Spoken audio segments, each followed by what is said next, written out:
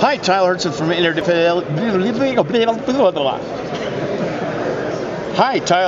Interfidelity here at the CanJam Rocky Mountain Audio Fest 2014 at the WyWires booth with Alex Fatitsky, and he's going to give us a gander at some of his new cables. How you doing, Alex? Good to see you. Thanks. Nice to see you, Tyler. All right, tell us about your new line of cables for headphones. Well, we were talked into making headphone cables about a year ago. You were talked into it by some friends in the industry, and so we recruited Michael Mercer and Warren Sheen and a few other people to help us design the headphone cable. They were the experts, we were not.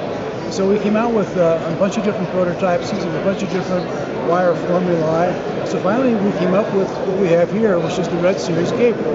Cool. The Red Series cable is $299, not terribly expensive, and it fits Odyssey headphones, Mr. Speaker's headphones, Sennheiser headphones, and a bunch of others as well.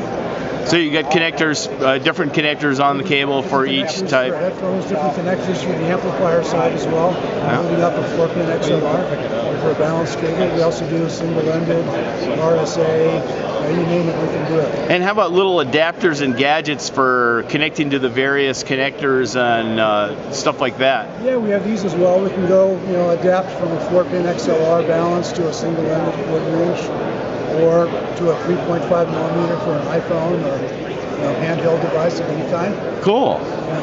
The cables are all made of Litz wire. The wire is actually designed by us, by me, and we have it made for us in Chicago by a company that does a really good job of kind of taking my specifications and creating a product with it. And is each strand in the Litz bundle individually insulated? Yes, each strand, there are 28 strands per pole, okay?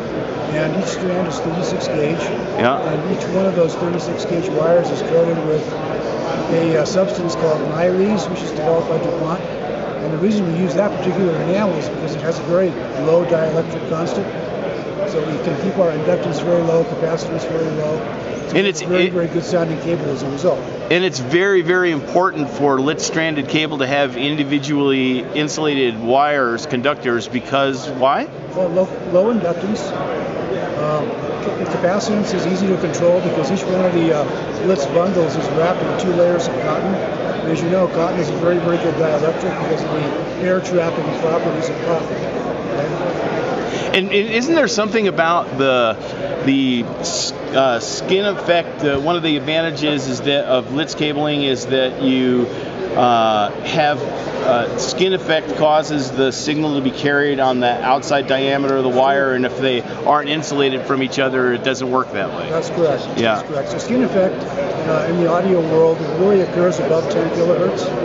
Okay, and so the actual 36 gauge wire that we specify is to improve the resistive performance, to minimize the skin effect, which skin effect really affects the resistance of a cable. Right. Okay, so above 10 kilohertz, if the cable is too fat, it's going to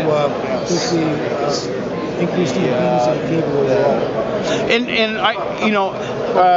the WyWires really seems like it's become quite accepted and amongst the headphone faithful. Right. Have you found that the hobby and the enthusiast crowd have been pretty accepting of you guys and embracing of what you're doing? Well, of course. And, what surprised me is just the sheer speed with which the product was accepted by the community. Yeah.